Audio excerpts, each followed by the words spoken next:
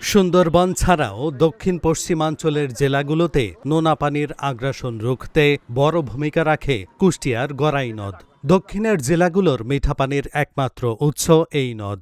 সারা বছর পানি প্রবাহ স্বাভাবিক রাখতে ৩ দফায় হাজার কোটি টাকা খরচ করেও চলতি বছরে উচ্চমুখে পলি পড়ে পানি প্রবাহ একেবারে তলানিতে ঠেকেছে। ১ বছর খনন বন্ধ থাকায় উচ্চমুখে ২ থেকে ৩ মিটার পলি পড়ে বন্ধ হয়ে গেছে পানি প্রবাহ। এ অবস্থায় নদীতে চর জেগেছে, আবার কোথাও হাঁটু পানিতে নেমে গোসল সহ প্রয়োজনীয় কাজ করছেন নদীপাড়ের মানুষ। দীর্ঘদিন ধরে নদী কাটা হচ্ছে, যখন কেটে যায় তখন একটু গভীর থাকে, পরবর্তীতে আবার নদী যেরকম সেরকমই। শুকনোর সময় পানি থাকে না, কিচ্ছু থাকে না। আমাদের মিঠা পানির যে মাছ, তারপরে আমাদের মা বোনদের যে গোসলের খাবার পানি, এগুলো আমরা পাই না। আমাদের খুবই কষ্টকর। খনন করার পরে বর্ষার মৌসুমে পানি থাকে নদীতে, আর অন্যান্য সময় পানি থাকে না। এক সময় দেখেছি যে এই নদী খননের আগেও কিন্তু প্রচুর পরিমাণ পানি থাকতো ১২ মাস, কিন্তু এই নদী খননের পরে সঠিকভাবে হয়তো খনন হয় না। সঠিকভাবে খনন হলে পরে এই পানি এরকম অবস্থা হতো না। ঘটনা সেই বালু কাটে, কিন্তু নদীর বালু নদীতেই ফেলে। এই নদীর বালু নদীতে যখনই ফেলে তখন তো আর এই চর হওয়া ছাড়া নদী থাকবে না। ১ বছর নদী খনন বন্ধ থাকায় এবছর পানি একেবারে কমে গেছে ৪ কিলোমিটার অংশ জুড়ে। গরম আরও বাড়লে নদীর পানি কমে যাওয়ার শঙ্কা তৈরি হয়েছে। সুফল না পাওয়ায় ক্ষুব্ধ স্থানীয়রা। গরু ছাগল আছে আমাদের, এগুলো ধুতে কষ্ট হয়। বাচ্চার মারা যখন কাপড় চোপড় ধুতে যায় তখন অনেক দূরে যাইতে হয়।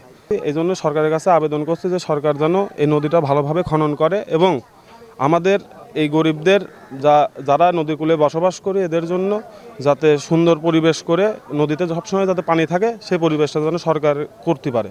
সবসময় একভাবে পানি থাকে না, আর যে সময় পানি আসে সে দেখা যায় নদী ভাঙানো অনেক মানুষজন ঘর বাড়ি ভেঙে যায়, কিন্তু তেমন পানি একটা আসে না। তো আমরা পানির জন্য অনেক দুর্ভোগে আসি। বর্ষার মৌসুমে একটু থাকে, আর দেখা যায় যে সেই মৌসুম তারপরে নদী শুকায় চলে যায়। আপনার এই পার থেকে ওই পার মানুষ হাঁটাহাঁটি করে আসে, অনেক শ্বশুরটাও আসে, অনেক কিছু গরু ছাগল মাগল রোড পার করিয়ে নিয়ে চলে যায়। গড়াই নদীর সাথে সুন্দরবনের গভীর সম্পর্ক রয়েছে, তাই সারা বছর নদী সচল রাখতে খননের পাশাপাশি পদ্মায় পানি ধরে রাখার জন্য ব্যারেজ নির্মাণ জরুরি বলে মত বিশেষজ্ঞদের। এই নদী দিয়ে যে লোডটা আসে, লোডটা কিন্তু ৫০ মিলিয়ন টন লোড আসে প্রতি বছর। ৫০ মিলিয়ন টন বা তারও বেশি লোড আসে। তো এত হিউজ পরিমাণ সেডিমেন্ট লোড কোনোভাবেই নদী খনন করে এটাকে সমাধান করা সম্ভব না। আমরা নদী খনন করে প্রতি বছরে হয়তো একটু ফ্লোটা ধরে রাখার চেষ্টা করতেছি, এতটুকুই করতেছি, বাট এটা আসলে কোনো সাস্টেইনেবল সলিউশন না। তো এইটার জন্য সাস্টেইনেবল সলিউশন হতে পারে আমাদের নদীর ফ্লোটা ধরে রাখতে হবে। নদীর ফ্লোটা ধরে রাখতে হলে আমাদের যে ফারাক্কা ব্যারেজের যে ইস্যুটা আছে ১৯৮০ দশকের পর থেকে যেটাতে আমরা ভুগছি, সেই ফারাক্কা ব্যারেজের ইস্যুটা নিয়ে আমরা কিন্তু খুব বেশি কনসার্ন না। তো এই জায়গায় আমাদের কিন্তু কাজ করতে হবে যে আমাদের আসলে শুকনো মৌসুমে কতটুকু পানি দিচ্ছে সেটা কিন্তু একটা বড় ফ্যাক্টর। পাশাপাশি আরেকটা ফ্যাক্টর হচ্ছে যে নদীর মরফোলজির একটা কমন ক্যারেক্টার আছে। যদি নদীর ফ্লো কম হয় তাহলে কিন্তু নদীর মধ্যে সিল্টেশন বা সেডিমেন্টেশন বেশি হয়।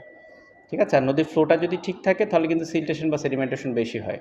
আর আমরা যদি গড়াই নদীর ক্ষেত্রে দেখি, আমরা যদি যে রিসার্চগুলো আছে সেগুলো থেকে আমরা যেটা পাই, সেটা গড়াই নদী কিন্তু 40%ই হচ্ছে শুধুমাত্র ফাইন স্যান্ড, খুব চিকন বালু যেটাকে আমরা বলি ফাইন স্যান্ড, আর 60%ই হচ্ছে সিল্ট এবং ক্লে এইখানকার যে লোডটা আসে। তো এই কম্পোজিশনের যে সেডিমেন্টটা আছে সেই সেডিমেন্টটাকে যদি ফ্লো মেনটেন না করা যায়, এটা প্রতি বছরই বাড়তেই থাকবে। এটা কোনোভাবে আমরা আটকাতে পারবো না। নদী খনন করে আসলে খুব একটা কার্যকরী সমাধান হবে না।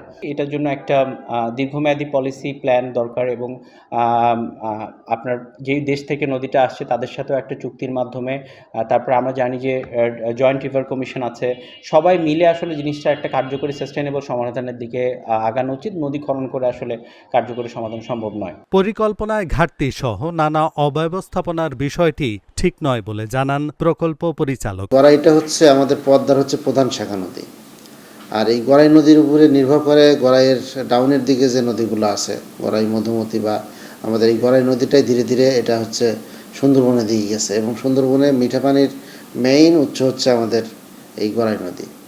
এই গড়াই নদী যদি আমাদের সচল না রাখতে পারি আমরা, তাহলে আমাদের সুন্দরবনের যে জীববৈচিত্র্য হুমকির সম্মুখীন হবে, ইভেন আমাদের যে স্যালাইন ইন্ট্রুশন যেটা, এইটা বৃদ্ধি পাবে। স্যানিটেশন বৃদ্ধি পেলে আমাদের জনজীবনে একটা বিপর্যয় নেমে আসবে। আর আমাদের এই গড়াই দীর্ঘদিন ধরে এই গড়াই প্রকল্প চালু করার কারণে কিন্তু আমাদের স্যালাইনিটির যে রেটটা, এই রেটটা কিন্তু কিছুটা হলেও কিন্তু কমেছে। আগে যে পর্যন্ত স্যালাইনিটি ছিল, স্যালাইনিটির রেটটা কিন্তু আর একটু ডাউনের দিকে চলে গেছে। তার মানে আমাদের যে কোস্টাল বেল্টে যে স্যালাইনিটি ইন্ট্রুশনের যে প্রবলেমটা আছে, এই প্রবলেমটা এই একমাত্র সুযোগ আছে এই গড়াই নদী সচল রেখে এই গড়াই নদী দিয়ে আমাদের যে পদ্মা নদীর মিঠা পানি, এই মিঠা পানি যদি আমরা প্রবাহিত করতে পারি সারা বছরব্যাপী, তাহলেই আমাদের এই সমস্যা থেকে আমরা সমাধান পেতে পারি। হাজার কোটি টাকা ব্যয়ে নদীর 21 কিলোমিটার পর্যন্ত খনন করা হয়েছে আগের 3টি প্রকল্পের মাধ্যমে। খনন চলাকালীন নদীর পানি প্রবাহ বাড়লেও চলতি বছরে স্বাভাবিক পানি প্রবাহ প্রায় বন্ধ হওয়ার পথে। Dhaka journal, news desk.